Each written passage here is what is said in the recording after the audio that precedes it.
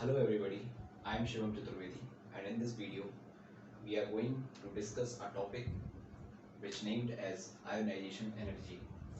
In the last video I have covered the periodic property named as atomic size, atomic radius. In that we have discussed all the exceptions and all the trends, and same goes with this topic as well. If I say and if I ask you that have you ever thought how does a electrovalent bond form? So the answer is electrovalent bond.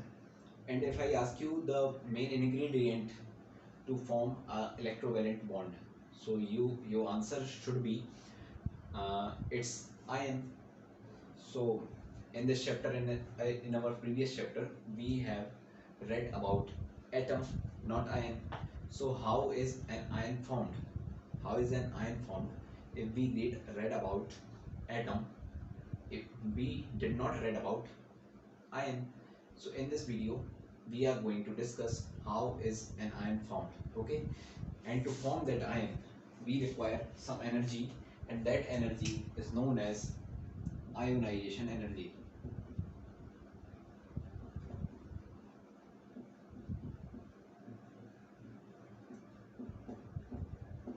Energy required to form an atom to an ion is known as ionization energy. And now we are going to discuss this topic in details. So let's get started, okay? तो देखिए, सबसे पहले हमारे पास एक atom है. मान लीजिए ये एटम है हमारा, ये एटम है, ये इसकी न्यूक्लियस है, ये इसका कुछ आउटर मोस्ट सेल है जहाँ पर कुछ इलेक्ट्रॉन्स घूम रहे हैं, ठीक है. अब जब हमें इसका इलेक्ट्रोवैलेंट बॉन्ड बनाना है, इस एटम का इलेक्ट्रोवैलेंट बॉन्ड बनाना है, तो हमें इसको बनाना होगा आयन. और जब हम इसका आयन बनाएंगे तब ये किसी और के साथ में या तो अपने इलेक्ट्रॉन्स किसी को देगा या किसी से इलेक्ट्रॉन लेगा. अभी हम बात कर रहे हैं इलेक्ट्रॉन देने की, इसको बनाना हमें कैटायन. तो कैटायन जब हम किसी भी एटम को बनाते हैं तो उससे हम लोग एक इलेक्ट्रॉन लूज कराते हैं, ठीक है. तो जब हम उससे इलेक्ट्रॉन लूज कराएंगे तो वो एनर्जी जो इलेक्ट्रॉन को लूज करेंगे, मैं बार बार बताऊंगा आयोनाइजेशन एनर्जी की डेफिनेशन एक एक फोल्ड को अनफोल्ड करते हुए, ठीक है.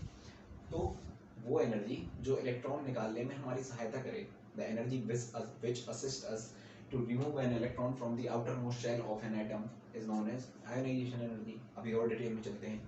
अभी ये आयोनाइजेशन एनर्जी से मान लीजिए मैंने ये इलेक्ट्रॉन निकाल दिया, ठीक है, कुछ इसको एनर्जी दी, मान लीजिए आई दी, मैंने आई दी और इसका ये इलेक्ट्रॉन निकल गया. अब ये इलेक्ट्रॉन कहाँ जाएगा? Should I throw this to dustbin? No, not at all. तो ये इलेक्ट्रॉन कहाँ जाएगा? ये इलेक्ट्रॉन कंसिस्ट करेगा इलेक्ट्रोवैलेंट बॉन्ड में, ठीक है. तो ये इलेक्ट्रॉन जाएगा किसी और एनायन को बनाने, यानी कि किसी और एटम में ऐड हो जाएगा और वो बन जाएगा एनायन, ठीक है. तो ये इलेक्ट्रॉन गया और जाके किसी को एनायन बना दिया. अब इसने इसको उधारी दे दी, तो this one is depth of this person, okay, this one is in depth of this person. तो ये वाला डेप्थ में है, यानी कि इसके पास उधारी है और इसने कुछ क्रेडिट दिया है, ठीक है. तो ये क्रेडिट वाले के ऊपर अब पूरा काम होना है. अब हमें पता है कि ये हमें रीड किसके बारे में करना है? एक एटम के बारे में. और चूंकि एटम है जो हमारा, वो हमें अब एक एटम के बारे में डिस्कस करना है, तो हमें चाहिए कि एक एटम हमें फ्री मिल जाए आराम से, कि एक एटम मान लीजिए कैसा रखा हो, हम उसको जाके उसकी स्टडी कर लें. तो उसके लिए हमें कैसा चाहिए? एक अकेला एटम बैठा हो, ठीक है. तो एटम कैसा होना चाहिए? आइसोलेटेड होना चाहिए. आइसोलेटेड मीन्स अकेला बैठा हो जो. अब अकेला आइसोलेटेड एटम कहाँ मिल सकता है हमें? अब देखिए, सॉलिड होता है ना, जो सॉलिड में कैसे एटम रहते हैं, ऐसे कॉम्पैक्ट रहते हैं. लिक्विड में थोड़े से और दूर दूर रहते हैं.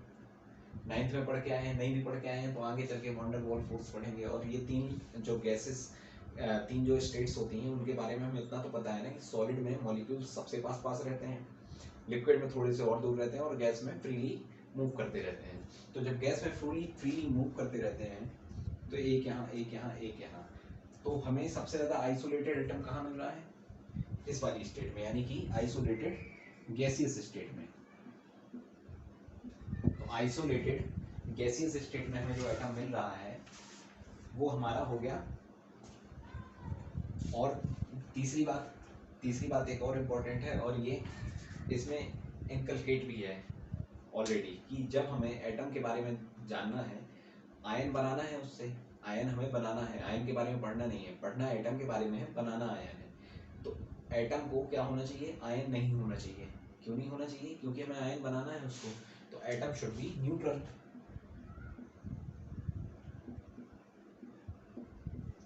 तो एटम की 3 ये स्टेट हो गई। अब हम चलते हैं इसकी एक्चुअल डेफिनेशन की ओर। आयनाइजेशन एनर्जी को अब चलते हैं और करते हैं वेल डिफाइंड। ठीक है, तो the energy which is required to remove an electron from the outermost shell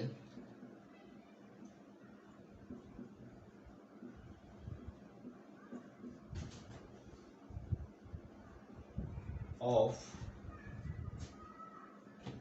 an isolated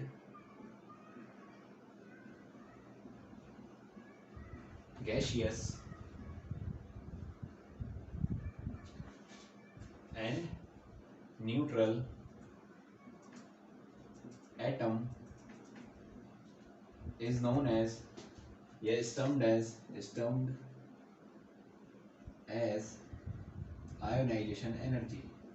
okay, तो ये हो गया आपकी well defined definition of ionisation energy.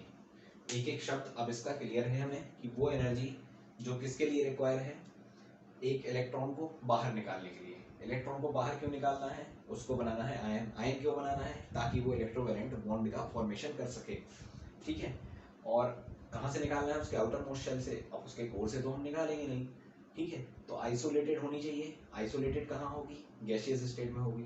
और चूंकि हमें एटम से आयन बनाना है, तो आयन नहीं होना चाहिए, और जो चीज़ आयन नहीं है, जो एटम आयन नहीं है, तो it must be are neutral atom, तो वो न्यूट्रल है। तो उसी एनर्जी को हम आयोनाइजेशन एनर्जी कहते हैं। ठीक है, इसको हम अब एक और चीज़ देख लेते हैं कि जब इसको हम हमेशा पॉजिटिव ही क्यों लेते हैं, why is it taken as positive always. तो देखिए, सबसे पहले क्या है कि एक होता है एंडोथर्मिक रिएक्शन और एक होता है एक्सोथर्मिक रिएक्शन। और सिंपल तरीके से मैं आपको समझाऊं कि कोई भी रिएक्शन हो रहा है, या तो उस रिएक्शन के होने पर कुछ हमें हीट मिल रही है, हीट या एनर्जी वो रिएक्शन दे रहा है, या फिर उस रिएक्शन को कराने के लिए हमें कुछ हीट देनी पड़ रही है उसे।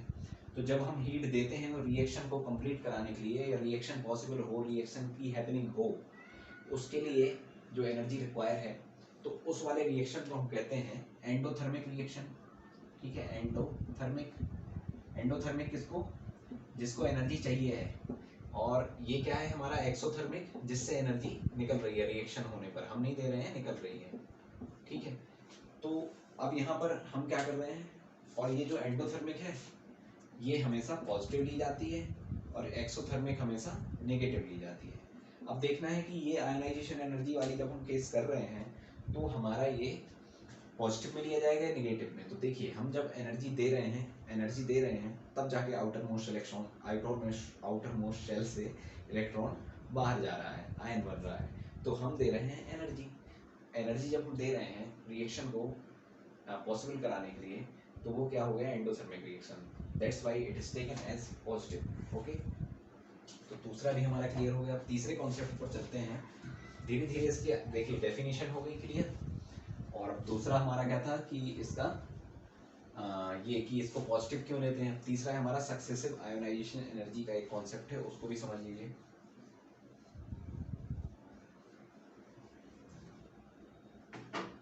अच्छा, हमें एनर्जी देना क्यों पड़ रही है इसको, एनर्जी इसलिए देना पड़ रही है because it is in the hold of nucleus, it is in the hold of electrostatic attraction which is caused by nucleus. ठीक है, कैसे, देखिए ये हमारा इलेक्ट्रॉन घूम रहा है ऐसा, यहाँ न्यूक्लियस है, न्यूक्लियस के पास प्रोटॉन है, न्यूट्रॉन है, न्यूट्रॉन के पास कोई चार्ज नहीं है, लेकिन मास में वो अपना कुछ योगदान देगा, कंट्रीब्यूशन देगा। तो मास में दे रहा है कंट्रीब्यूशन, और प्लस प्रोटॉन का भी मास है जो इलेक्ट्रॉन के कंपेरिजन में कई ज़्यादा है, ठीक है। तो यहाँ पर चार्ज कौन सा है, प्रोटॉन वाला, यानी कि न्यूक्लियस हमारी पॉजिटिवली चार्ज है और मास भी है इसके पास। तो अब इसके पास मास है तो ये इसको खींच रहा है, क्यों, क्योंकि अपोजिट चार्ज है, ये पॉजिटिव है ये निगेटिव है, तो ये F इक्वल्स टू क्या हमारा के Q1 Q2 upon R square, इस वाले फोर्स से इसको खींच रहा है।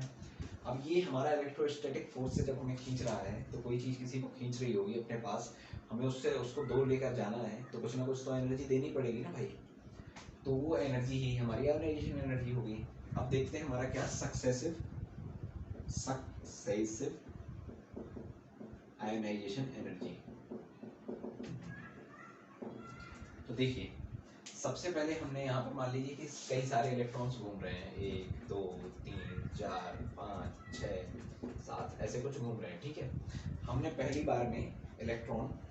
बार में एनर्जी दी, आयोनाइजेशन एनर्जी, उसको हमने नाम दिया आयोनाइजेशन एनर्जी 1, ठीक है। तो ये क्या था, ये हमारा, इसको मान लेते हैं m हमारा एटम था, ठीक है। m को हमने दी कुछ IE1, आयोनाइजेशन एनर्जी 1 दी। इसने अपने से एक इलेक्ट्रॉन बाहर फेंक दिया, चलिए ये इलेक्ट्रॉन चला गया बाहर। अब ये इलेक्ट्रॉन जब बाहर चला गया तो किसी भी एटम से जब इलेक्ट्रॉन लूज होता है तो उसको हम कैटायन लिख देते हैं, और कैटायन को रिप्रेजेंट कैसे करते हैं, m पॉजिटिव से, ठीक है। तो m पॉजिटिव हो गया आयोनाइजेशन एनर्जी। अब देखिए दूसरे केस में क्या होगा कि अब ये इलेक्ट्रॉन चला गया ना, ये इलेक्ट्रॉन चला गया। अब मान लीजिए कि न्यूक्लियस था, ठीक है। न्यूक्लियस को पहले 5 लोगों के ऊपर जोर लगाना पड़ रहा था, ठीक है। तो उसका थोड़ा सा जो फोर्स था या जो उसकी ताकत थी सब पर डिस्ट्रीब्यूटेड थी।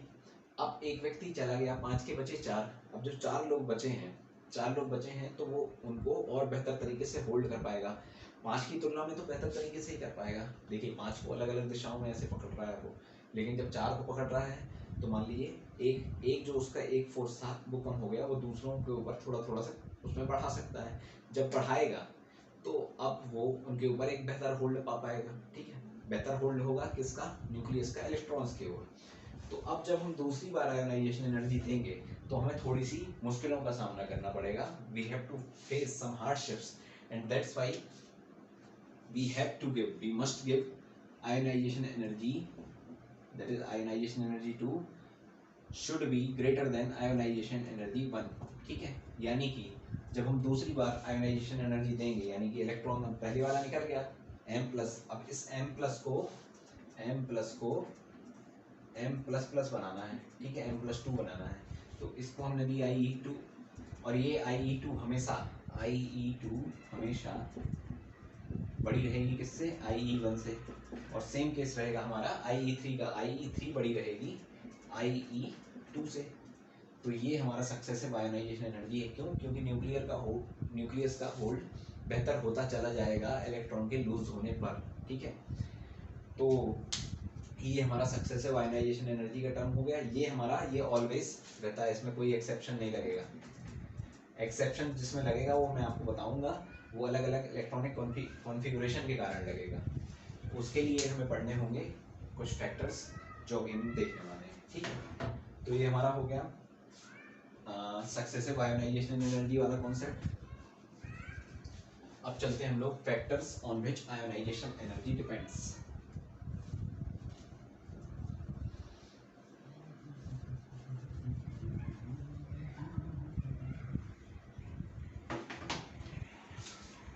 देखिए factors on which IE depends. देखिए 4 फैक्टर होते हैं। एक पहला कौन सा होता है, साइज ऑफ एटम, एक एक करके मैं आपको सब समझा दूंगा। Size of atom. दूसरा होता है हमारा न्यूक्लियर चार्ज।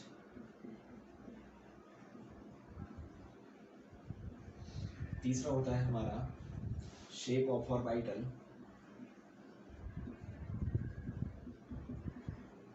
और चौथा होता है हमारा, क्या होता है चौथा, इलेक्ट्रॉनिक कॉन्फ़िगरेशन।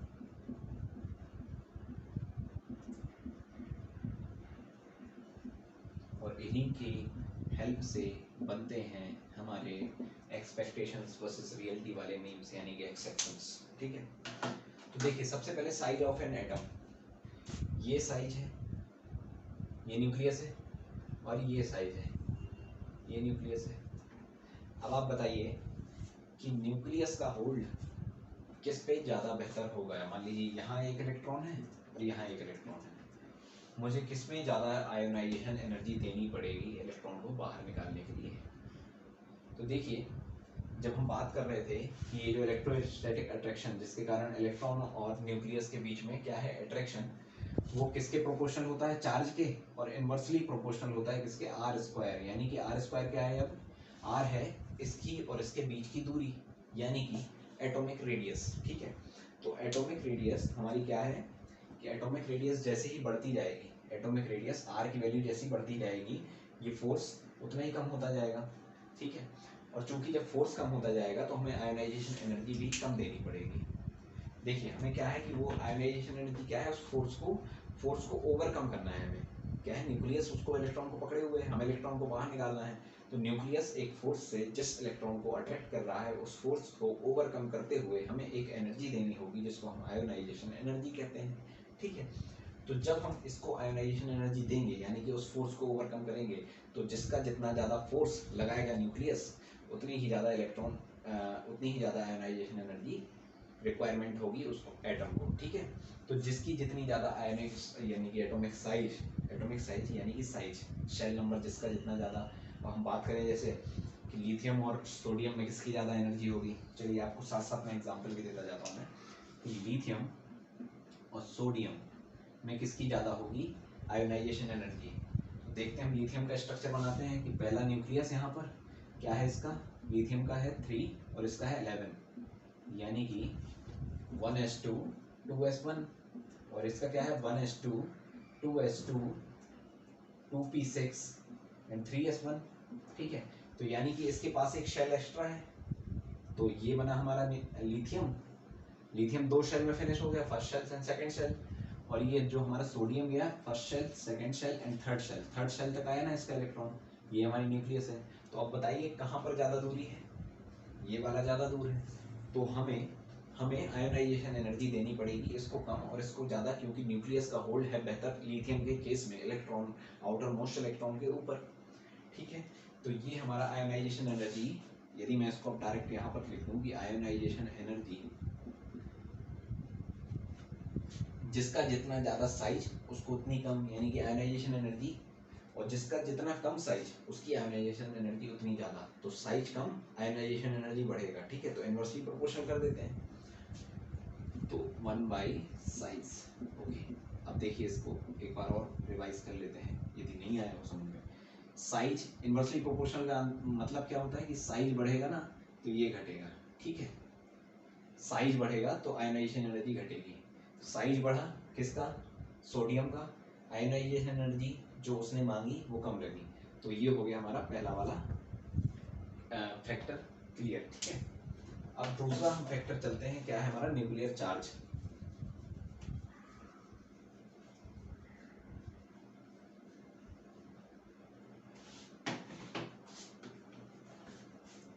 न्यूक्लियर चार्ज क्या है,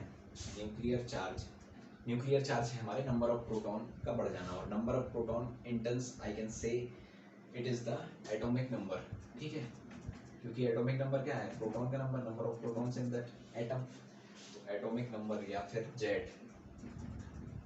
अब एटॉमिक नंबर यानी कि प्रोटॉन का बढ़ जाना, जब प्रोटॉन बढ़ रहे हैं तो खींचने वाले लोग पॉजिटिव नेगेटिव को खींच रहा है, पॉजिटिव नेगेटिव को खींच रहा है। नेगेटिव क्या है, इलेक्ट्रॉन जिसको हमने करना है बाहर। ठीक है, for making that atom into an ion. ठीक है, तो जब हम जेड बढ़ाते जाएंगे तो खींचने वाले पुलर्स, जो पुलर्स होंगे वो बढ़ते जाएंगे, और जब पुलर्स बढ़ रहे हैं तो एक बेहतर खिंचाव और एक बेहतर अट्रैक्शन हो पाएगा। तो जब बेहतर अट्रैक्शन होगा तो जितना ज़्यादा अट्रैक्शन बेहतर हो जाएगा उतना ज़्यादा अट्रैक्शन फोर्स बेहतर। ठीक है, अट्रैक्शन बेहतर, तो अट्रैक्शन को कॉज कौन कर रहा है, फोर्स ऑफ अट्रैक्शन। तो फोर्स ऑफ अट्रैक्शन जितना बेहतर होता जा रहा है यानी कि जितना उसका मैग्नीट्यूड बढ़ता जा रहा है उतनी ही ज़्यादा एनर्जी हमको रिक्वायर होगी to make that atom into an ion. ठीक है, तो जेड के बढ़ने पर यानी कि प्रोटॉन के बढ़ने पर यानी कि खींचने वालों के बढ़ने पर आयोनाइजेशन एनर्जी बढ़ जाएगी। यानी कि अगर हम ऐसे चलें, कहाँ चलें, पीरियड में चलें, तो आयोनाइजेशन एनर्जी बढ़ेगी। अगर हम एग्जांपल लें किसका, यहाँ पर ले लेते हैं हम बोरॉन और कार्बन का। तो बोरॉन का क्या है 5 और इसका है 6। तो अब बताओ भाई कि किसमें बेहतर होगा, क्या आयोनाइजेशन एनर्जी किसकी ज़्यादा होगी? डेफिनेटली इसकी ज़्यादा होगी, यानी कि कार्बन की ionisation energy of carbon is greater than ionisation energy of boron. Why? Because C has Z more than Z of B, यानी कि C का एटॉमिक नंबर B के एटॉमिक नंबर से ज़्यादा है, यानी कि इसमें खींचने वाले ज़्यादा हैं, इसका प्रोटॉन्स ज़्यादा हैं इसके पास। तो ionisation energy is directly proportional to Z, यानी कि न्यूक्लियर चार्ज। आप जितने प्रोटॉन का नंबर बढ़ाते जाएंगे आयोनाइजेशन एनर्जी की रिक्वायरमेंट उतनी ज़्यादा होती जाएगी। तीसरे में चलते हैं भाई। तीसरा क्या है, शेप ऑफ ऑर्बिटल। तो हो शेप ऑफ ऑर्बिटल, यदि आपने सेकंड चैप्टर पढ़ा है तो वेल एंड गुड, यदि नहीं पढ़ा है तो एक बार शेप में बता देता हूँ आपको कैसा होता है किसका। तो एस सब शेल जो होता है उसका होता है ऐसा, ये है न्यूक्लियस, ठीक है, यहाँ घूम रहे मान लो इलेक्ट्रॉन, नहीं सॉरी यार, ऐसा है मान लीजिए ये यहाँ इलेक्ट्रॉन घूम रहे हैं, ये है पी न्यूक्लियस, यहाँ इलेक्ट्रॉन घूम रहे हैं, डी और एफ तो चारों ओर से 8 फोल्ड स्ट्रक्चर खुला रहता है। हमें समझना है कि न्यूक्लियस का अट्रैक्शन किस में बेहतर होगा। ये कवरिंग्स है इलेक्ट्रॉन के लिए, मान लीजिए ये कवरिंग्स है, ये कवरिंग्स है, यहाँ एक इलेक्ट्रॉन घूम रहा है, यहाँ एक इलेक्ट्रॉन घूम रहा है, तो जितने ज़्यादा से ज़्यादा उसके फोल्ड खुलते जाएंगे। अभी वो क्या देखिए एस में सबसे ज़्यादा कवर्ड है, शील्डिंग इफेक्ट भी हमने पढ़ा था ना इसके पहले वाले वीडियो में कि एफ में शील्डिंग, एफ का जो कॉन्ट्रैक्शन है, लेंथेनाइट कॉन्ट्रैक्शन है, वो क्यों हो जाता है? क्योंकि एफ चारों ओर से खुला है, 8 फोल्ड स्ट्रक्चर में अपने आप को उसने ओपन किया हुआ है। जब ओपन किया हुआ है तो न्यूक्लियस का काम क्या है, इलेक्ट्रॉन को खींचना। न्यूक्लियस का काम है इलेक्ट्रॉन को खींचना, तो न्यूक्लियस खींच लेगा इलेक्ट्रॉन को। क्यों? क्योंकि एफ में उतनी बेहतर तरीके से शील्डिंग नहीं है। और एस में क्या है कि एस में चारों ओर से वो गोला गोला जो है ना, ये देखिए ये गोला गोला एस ब्लॉक का, ये इलेक्ट्रॉन को एक कोर को, इलेक्ट्रॉन को एक शील्ड प्रोवाइड किए हुए है। किससे? न्यूक्लियस के अट्रैक्शन से, न्यूक्लियस के इम्पैक्ट से, न्यूक्लियस के प्रकोप से। न्यूक्लियस का कौन सा प्रकोप है कि इलेक्ट्रॉन को खींचना, उसका एक ही प्रकोप है इलेक्ट्रॉन को खींचना।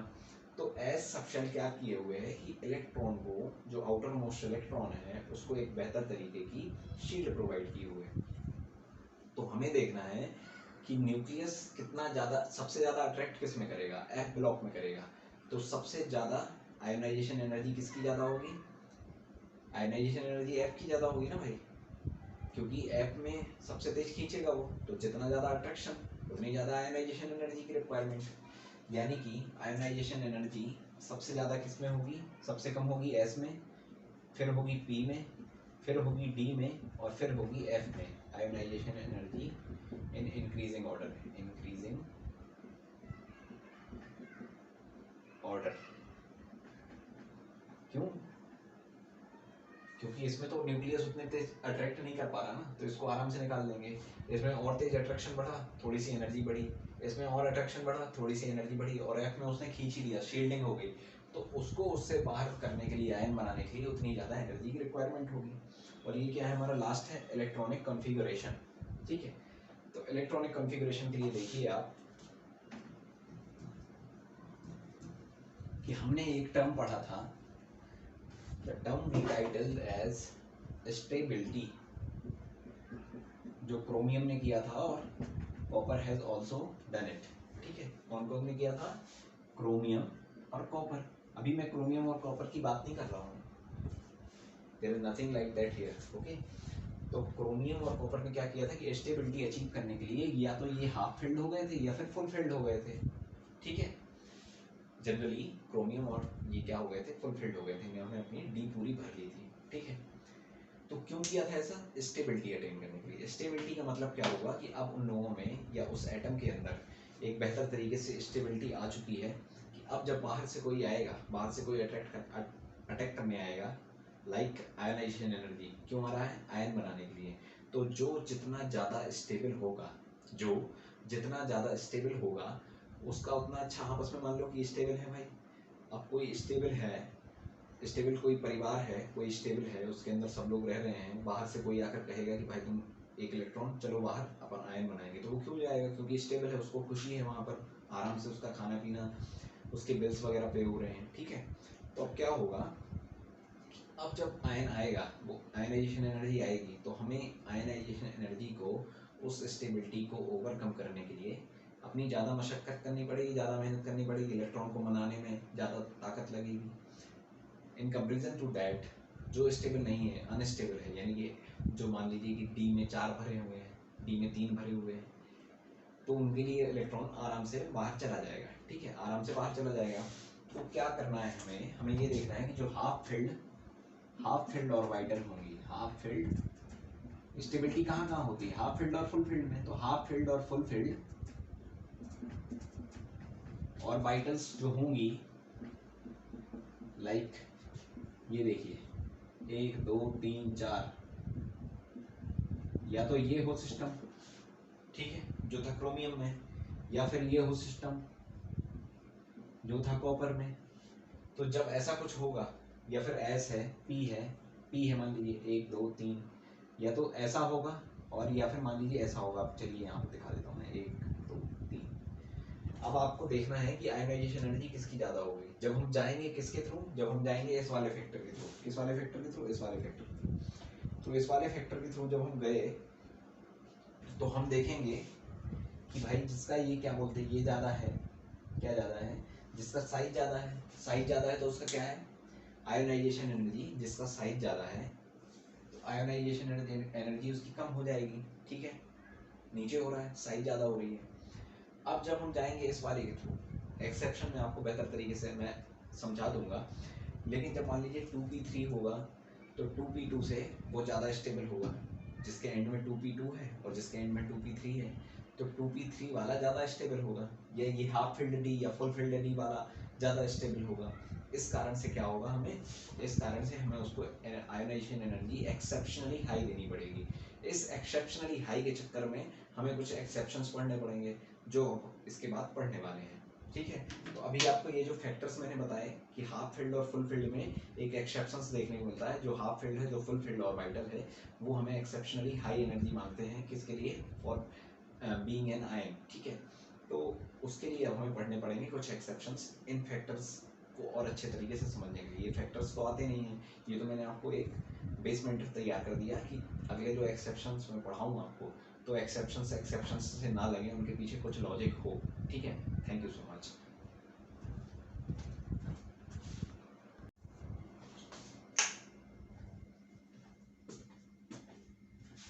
So, after discussing the normal ionization energies definition and the factors on which it depends, now we came to the exceptions, okay.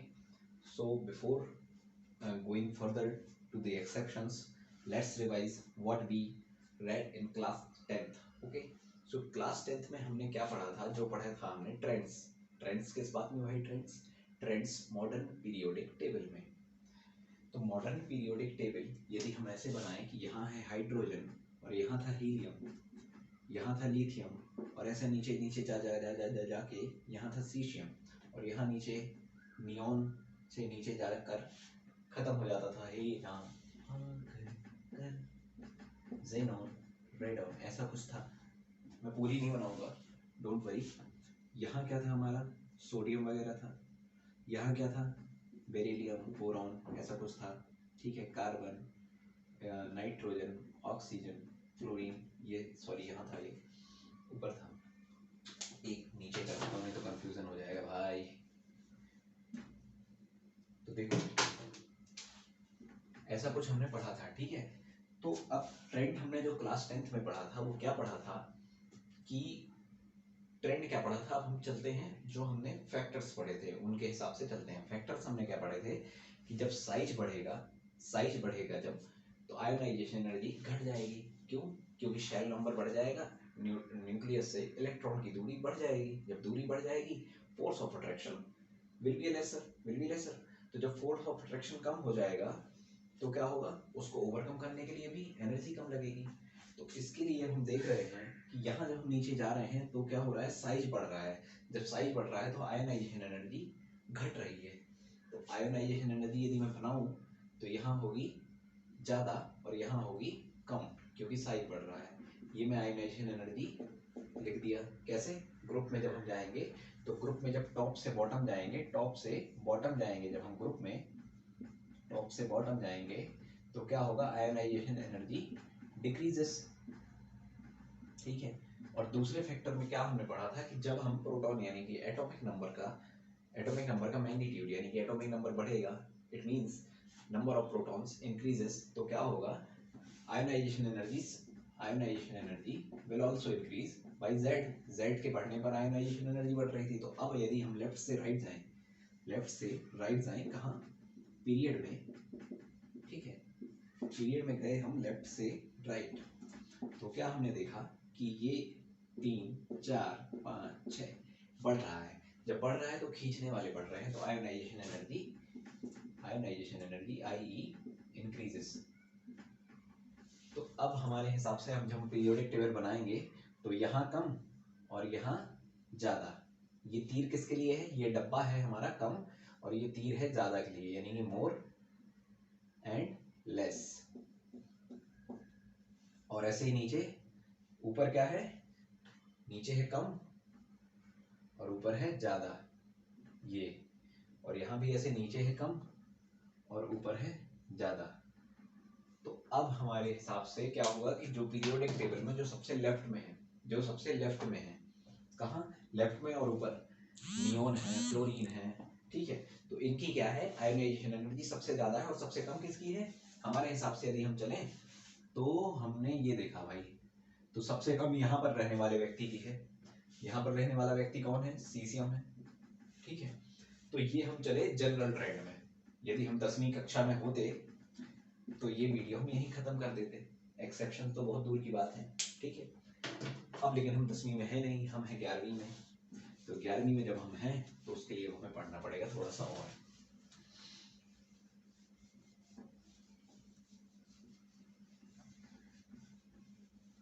अब चलते हैं हम लोग एक्सपेक्टेशंस वर्सेस रियलिटी वाले मीम्स में पढ़ेंगे अब। ठीक है, उन्हीं एक्सेप्शंस में। तो देखिए, सबसे पहला एक्सेप्शंस जो हमें मिलता है, एक्सेप्शंस देखिए, जो हमें सबसे पहले मिलता है कि यदि हम आपसे पूछें कि आयोनाइजेशन एनर्जी को इंक्रीजिंग ऑर्डर में सजाइए, arrange ionisation energy in increasing order. ठीक है, तो lithium, beryllium, boron, carbon, nitrogen, oxygen and fluorine. ठीक है, अब यदि हम आपसे कहें कि इनको सजा दीजिए और ये एक और नियॉन, इसको सजाइए किसमें, increasing order of ionisation energy, यानी कि किससे ज़्यादा होगी। तो हमने एक, अब चलते हैं हम यहाँ पर एक्सपेक्टेशन, पहले एक्सपेक्टेशन फिर रियलिटी। एक्सपेक्टेशन क्या है हमारी कि ये बढ़ रही है ना, ये बढ़ रहा है क्या, प्रोटॉन का नंबर, यानी कि जेड बढ़ रहा है। तो ऐसे कर देते हैं, ये ऐसा होता है। यदि 10वीं में होते तो यहाँ पर खत्म हो जाती कहानी, ये होता था हमारा एक्सपेक्टेशन। ठीक है, लेकिन ये है हमारा रॉन्ग, पूरा रॉन्ग। ठीक है, तो सही क्या है भाई, आंसर क्या है इसका। तो देखो भैया, जब हमने आपको बढ़ाया था कि स्टेबल कब होता है इलेक्ट्रॉन या वो एटम, जब उसके सब शेल या तो हाफ फिल्ड हो या फिर फुल फिल्ड हो।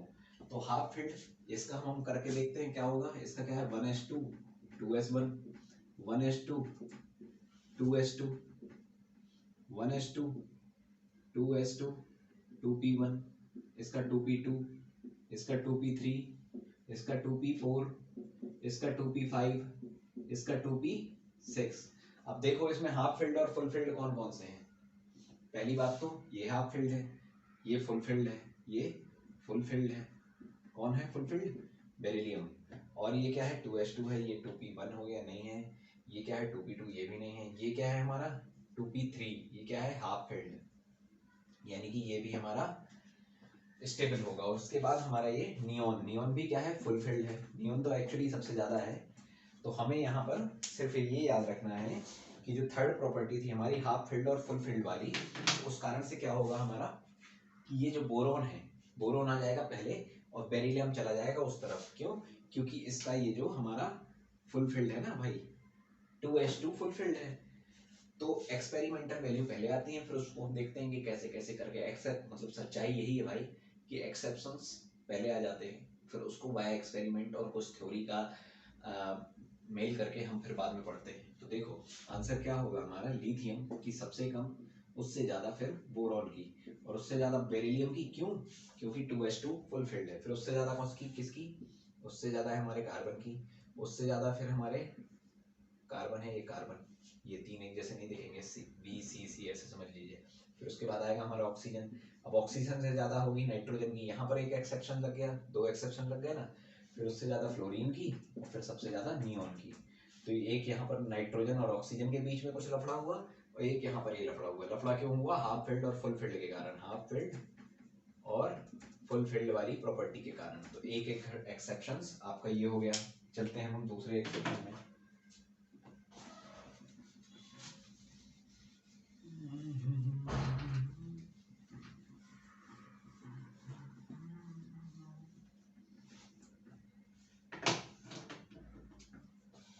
अब यदि हम आपसे कह दें क्वेश्चन, कंपेयर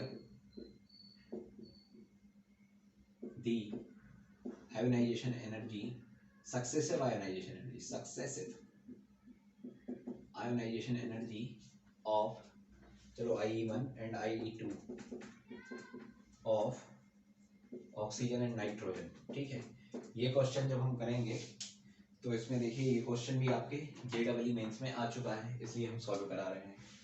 तो देखिए क्या होता है कि जब पहली बार में हम देखेंगे कि पहले तो कर लेते हैं इनका इलेक्ट्रॉनिक कॉन्फ़िगरेशन। तो भाई ओ, आई एम सॉरी, वो ये तो कैसा ओ बन गया, N और O 7 and 8, यानी कि 1s2 2s2 and 2p3, 1s2 and 2s2 and 2p4। तो पहली बार जब हम नाइट्रोजन के आउटर मोस्ट शेल से इलेक्ट्रॉन निकालने की कोशिश करेंगे, ठीक है, तो देखिए सबसे पहले तो आयोनाइजेशन एनर्जी किसकी ज्यादा होनी चाहिए? होनी चाहिए इसकी ज्यादा। क्यों? क्योंकि इसका प्रोटॉन ज्यादा है, यानी कि खींचने वाले ज्यादा है, जेड ज्यादा है। सबसे बड़ी बात, सेकंड फैक्टर जेड ज्यादा है। तो एक्सपेक्टेशन क्या है हमारी कि IE1 जो होगी ना हमारी, IE1 जो होगी वो होगी किसकी? ऑक्सीजन की ज्यादा नाइट्रोजन से। ये है हमारा एक्सपेक्टेशन। बट रियलिटी ये है भाई, रियलिटी ये है कि ये देखो 2p3 है, यानी कि ये 2p3 है, यानी कि ये हाफ फिल्ड है, हाफ फिल्ड है। और ये क्या है हमारा, इसके पास 2p4 है, 2p4 जो कि अनस्टेबल सा है थोड़ा सा, मतलब उतना स्टेबल नहीं है एज कम्पेयर टू नाइट्रोजन। तो जब हम देखेंगे तो IE1 जो पहला हमारा एक्सेप्शन खुलेगा यहाँ पर, IE1, इसीलिए तो ये क्वेश्चन बन रहा है भाई, JEE मेंस में आ रहा है। तो क्या है इसका कि IE1 जब होगा तो नाइट्रोजन का IE1 ज्यादा होगा किससे? ऑक्सीजन से, पहला एक्सेप्शन नंबर 1। अब दूसरा, जब हम IE2 में चलेंगे, IE2, अब IE2 में देखिए जब हमारा ये, इससे हमने एक इलेक्ट्रॉन निकाल दिया तो ये हो गए कितने, N+ जो बना उसके पास हुए 6 इलेक्ट्रॉन, और इसके पास हो गए 7 O+ के पास में। अब हमको एक और इलेक्ट्रॉन निकालना है। जब इसके पास O+ के पास 7 इलेक्ट्रॉन्स हो गए तो यहाँ से हम एक ये मिटाकर, 4 को मिटाकर 3 लिख दें, और जब हम 3 लिख देंगे तो फिर भाई ये बन जाएगा क्या हमारा, हाफ फील्ड। हाफ फील्ड, और हाफ फील्ड क्या होता है? हाफ फील्ड क्या होता है? हाफ फील्ड होता है हमारा एक स्टेबल। ठीक है, तो जब हम इसको स्टेबल बनाएंगे, अब ये स्टेबल नहीं है, ये स्टेबल नहीं है। तो अब जो IE2 होगी यानी कि सक्सेसिव आयोनाइजेशन एनर्जी होगी, तो हमारे हिसाब से सक्सेसिव आयोनाइजेशन एनर्जी किसकी ज़्यादा होनी चाहिए थी भाई? जब इसकी IE1 ज़्यादा है तो डेफिनेटली एक्सपेक्टेशंस क्या थी हमारी कि IE2 N बड़ी होगी किससे? O से। लेकिन रियलिटी जो होगी, रियलिटी क्या हुई कि O की बड़ी है IE2 N की तुलना में।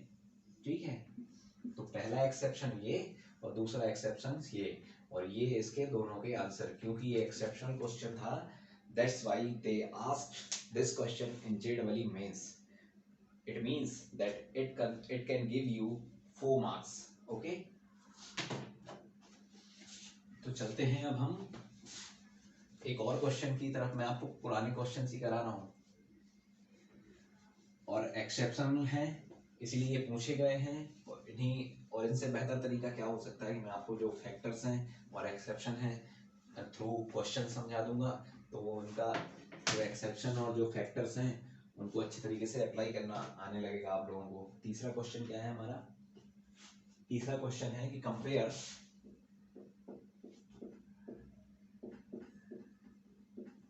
the IE1 and IE2 of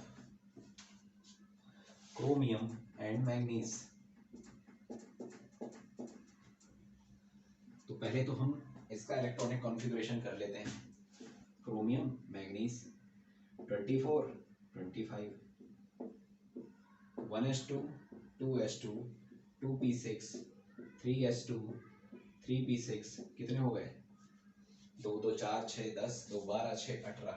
ठीक है, क्या है फिर उसके बाद 4s1 एंड 3d5. और यहाँ क्या होगा हमारा? Same to same 4s2 and 3d5.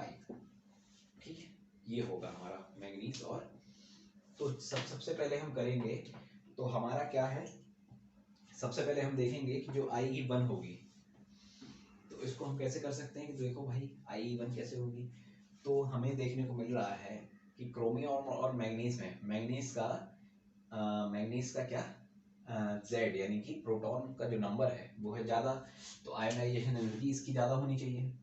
IE1 of manganese should be greater than IE1 of chromium. ठीक है, ऐसा होना चाहिए, ऐसा हमने सोचा है और जो कि सही सोचा है. पहला वाला तो सही है हमारा. ठीक है, लेकिन जब हम जाएंगे कहाँ, जब जाएंगे हम IE2 में, IE2 में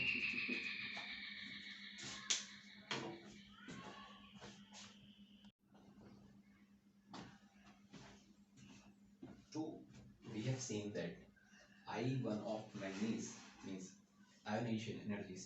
If I consider the successive ionization energy of manganese is greater than successive ionization energy 1 of chromium. ठीक है, तो क्या होगा, तो हमारी अब एक्सपेक्टेशंस कहाँ हमको लीड करेंगी? डायरेक्शन की तरफ.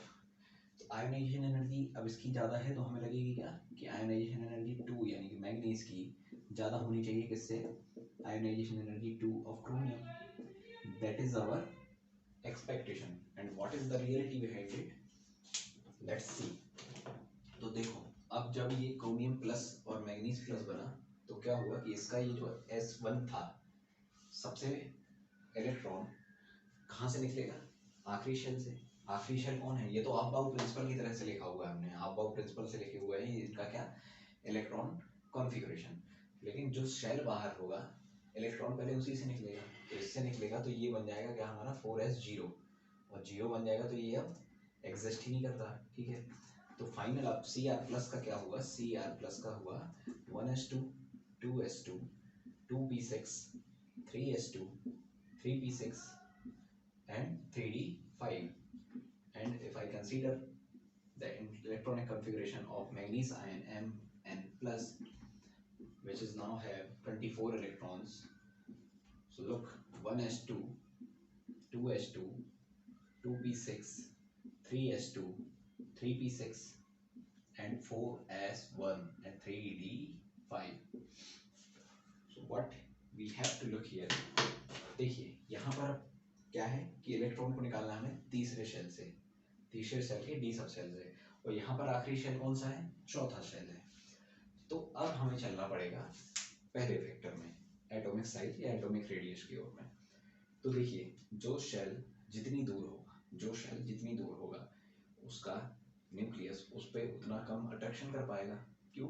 क्योंकि शेल दूर हो जाएगा, आर बढ़ जाएगा, आर बढ़ने के कारण,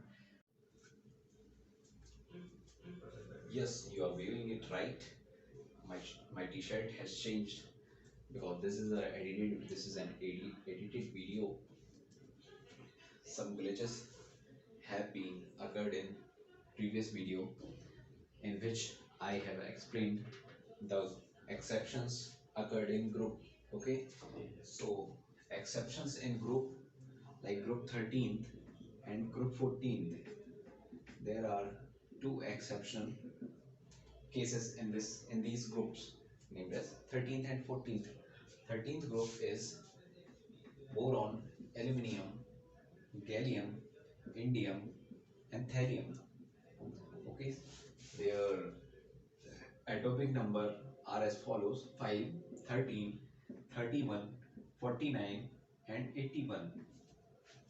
Okay, in this case, we have studied the second factor, that is ionization energy depends on Z. That means ionization energy depends on nuclear charge, or I can say that ionization energy depends on number of protons or atomic number. I have explained number of factors. Okay, so boron, aluminium, gallium, indium, and thallium. So according to that factor, so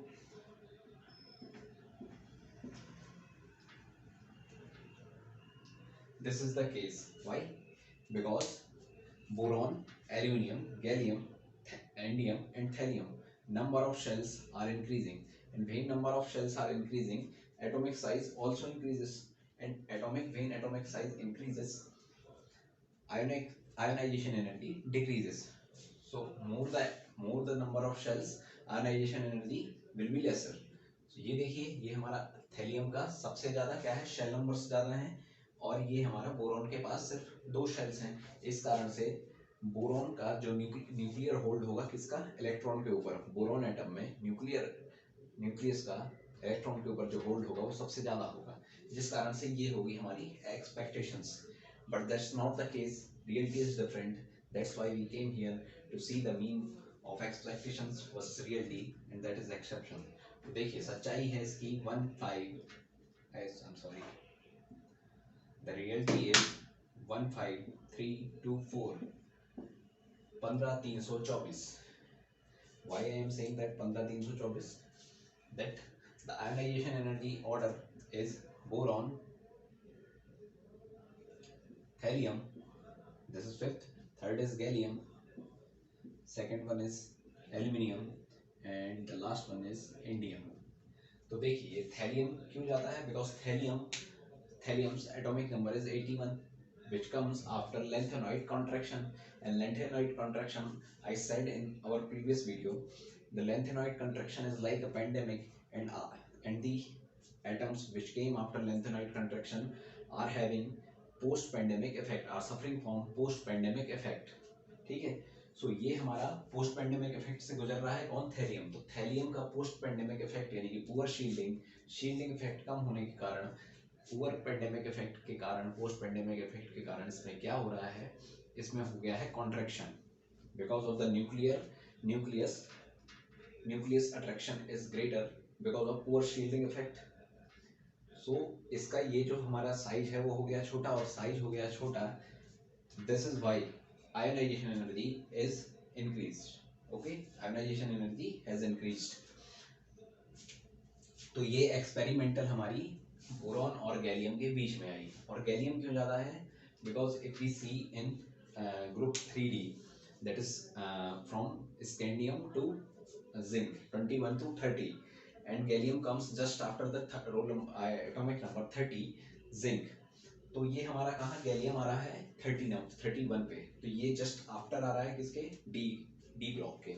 तो D block में भी क्या होता है, D block भी एक प्रकार का, यदि if I say that F block lengthenoid contraction is pandemic, so I can call that D is endemic.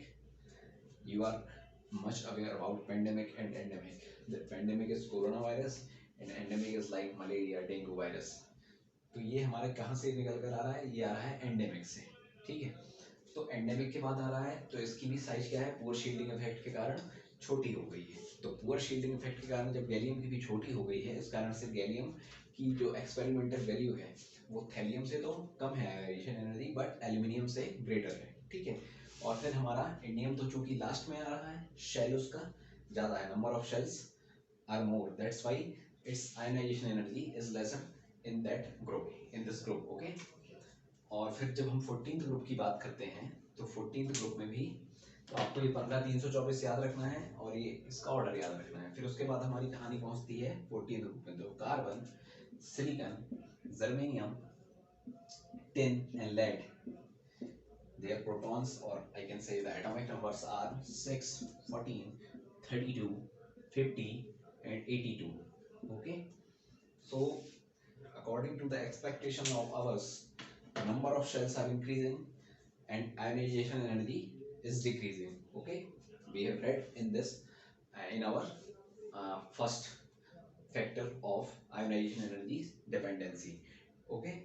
तो ये हमारा इस हिसाब से क्या होना चाहिए कि कार्बन की होनी चाहिए सबसे ज़्यादा, फिर सिलिकॉन की, फिर जर्मेनियम की, फिर टिन की और फिर लेड की। क्यों? क्योंकि कार्बन के पास है लीस्ट नंबर ऑफ सेल्स, तो carbon has least number of shell, that's why the nuclear hold is most in this case, okay.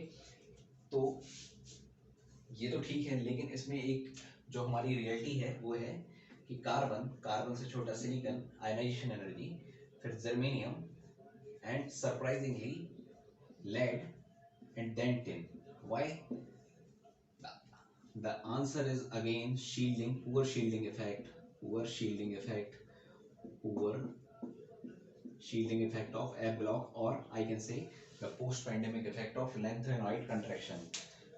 81 thallium and 82 lead. So lead has also suffering from post-pandemic effects. That's why its experimental value of ionization energy is lesser than germanium but greater than tin, okay. That are the these are the exceptions related to groups, and the rest of our video will be uploaded soon. Thank you so much.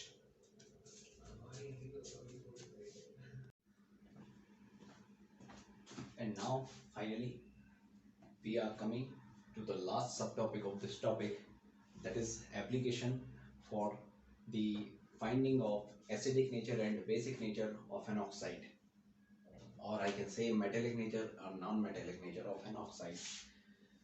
So what we knew already that metal loses electron easily and non-metal loses electron hardly. ये क्या है? Easily और ये है hardly. ये है metal और ये है नॉन मेटल। मेटल क्या करता है? इजीली लूज कर देता है इलेक्ट्रॉन को, और ये क्या करता है हमारा? ये हार्डली लूज करता है इलेक्ट्रॉन को, ठीक है। तो इजी और हार्डली लूज करने के कारण क्या मैं इस कंक्लूजन पर पहुंच सकता हूं? Can I draw this conclusion that metal has low ionisation energy than non metal. Why? Because easy है ना, ये इजी है तो यानी कि लेस अट्रैक्शन है, इजी है लेस अट्रैक्शन है, इस कारण ही कर रहा है। और नॉन मेटल के पास अट्रैक्शन ज़्यादा है, जिस कारण से ज़्यादा मशक्कत, ज़्यादा मेहनत या ज़्यादा हार्ड वर्क लग रहा है इलेक्ट्रॉन को आउट करने से। कहाँ से? आउटर मोस्ट शेल से।